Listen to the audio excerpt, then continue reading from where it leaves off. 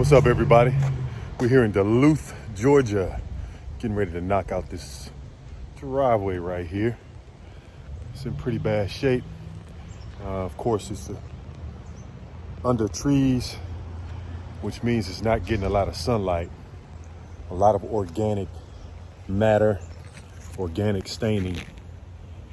All right, stay tuned. We're going to treat this, let it dwell really good, come back and put that thing on it. We've literally already treated this driveway, and it's about 80% of the work is literally already done. That's what happens when you allow your product to dwell for a good amount of time. You know, don't be in a rush when you're going to do your jobs. Allot yourself some time to get to the next client. If you're good enough and you're providing good services, they will wait for you, believe me. But you know, we're in it for outcomes. You know, it ain't always about the money, even though the money is a good thing. It's just a byproduct, just to sustain you. You want it done right, hire pros.